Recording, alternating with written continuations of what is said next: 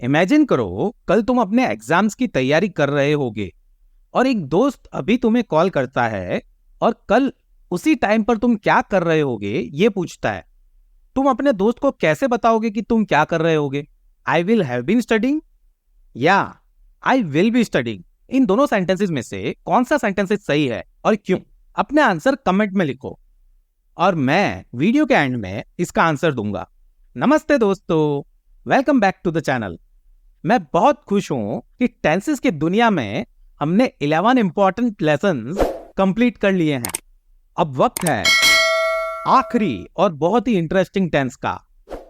आज हम future perfect continuous tense के बारे में सीखेंगे।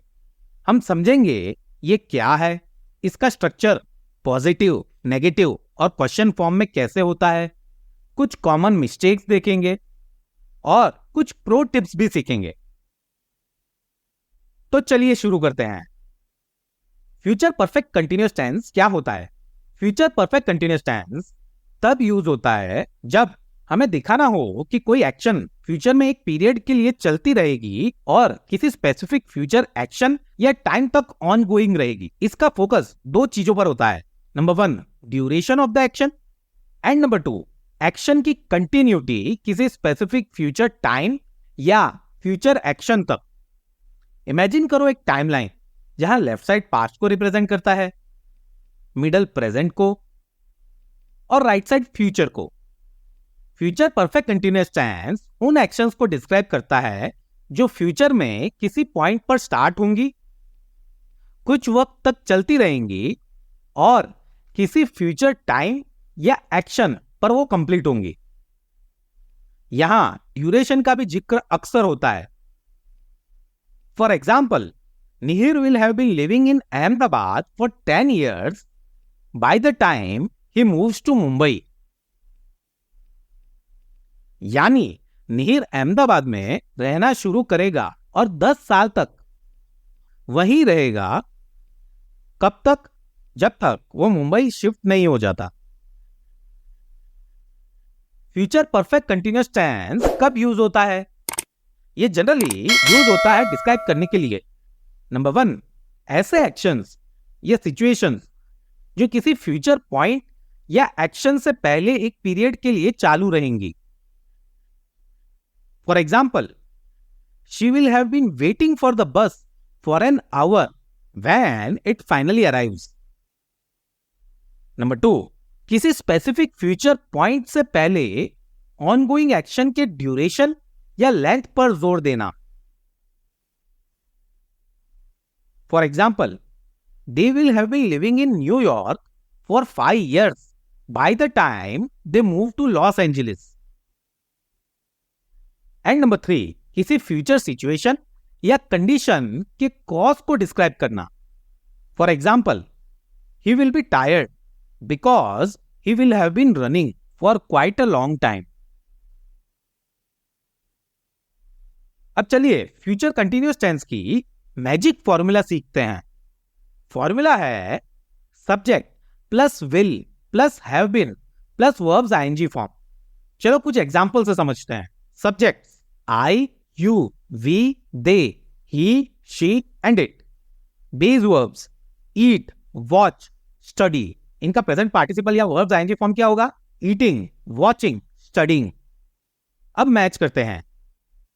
आई will have been eating, you will have been watching, we will have been studying, they will have been eating, he will have been watching, she will have been studying, it will have been eating. चलिए negative sentences बनाना सीखते हैं।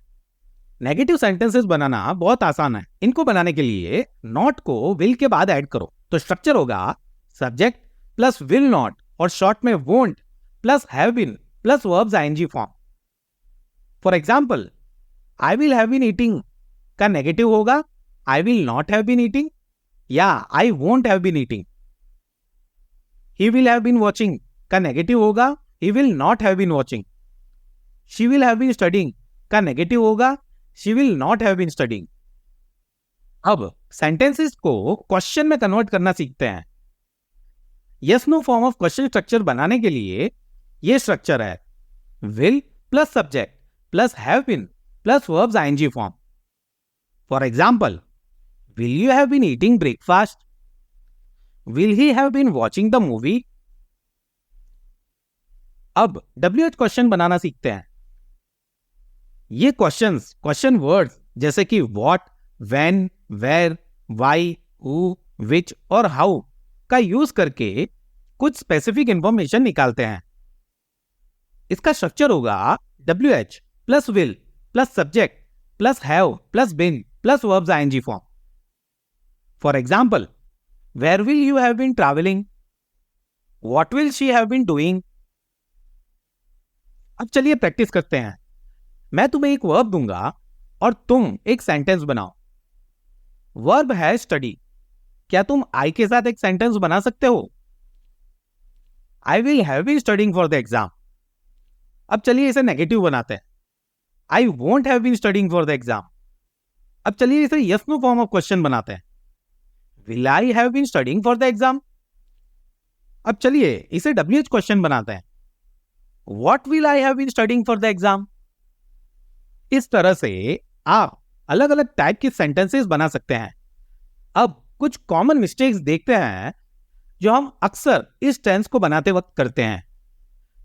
Number 1, future continuous और future perfect continuous tense को mix करना. Future continuous और future perfect continuous में confuse हो जाना आम बात है, लेकिन इनके बीच के डिफरेंस को समझने से ही हम फ्यूचर परफेक्ट कंटीन्यूअस टेंस में अच्छी पकड़ बना पाएंगे. चलिए एक टेबल से समझते हैं. Aspect, future continuous, future perfect continuous. Number 1, focus. Future continuous tense दिखाता है कि एक एक्शन किसी स्पेसिफिक फ्यूचर मोमेंट पर चल रही होगी. जैसे I will be reading a book tomorrow at 6 PM. Future perfect continuous tense ये बताता है कि एक एक्शन किसी फ्यूचर टाइम या एक्शन से पहले कितनी देर तक चल रही होगी. जैसे I will have been reading a book for 2 hours when you arrive. Number 2, duration. Future continuous tense में यह जरूरी नहीं है कि एक्शन का ड्यूरेशन बताया जाए. जैसे they will be playing football. But future perfect continuous tense में ड्यूरेशन या एक्शन की लेंथ को बताया जाता है. जैसे they will have been playing football for an hour before it starts raining. Number 3, main usage.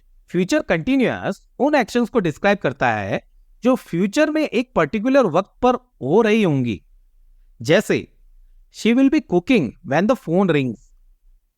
जबकि फ्यूचर परफेक्ट कंटीन्यूअस टेंस उन एक्शंस को बताता है जो किसी और फ्यूचर एक्शन के होने से पहले चलती रहेंगी या फिर थोड़े पहले ही कंप्लीट हुई होंगी. She will have been cooking for an hour when the phone rings. Number 2, future perfect और फ्यूचर परफेक्ट कंटीन्यूअस टेंस को मिक्स करना. फ्यूचर परफेक्ट में एक्शन किसी स्पेसिफिक फ्यूचर टाइम से पहले कंप्लीट हो चुकी होगी. For example, she will have finished the report by 5 PM.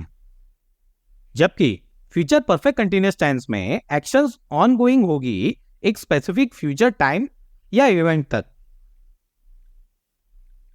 For example, she will have been working on the report for 3 hours by 5 PM. In short, future perfect tense दिखाता है कि एक action future में किसी खास वक्त से पहले खत्म हो चुकी होगी.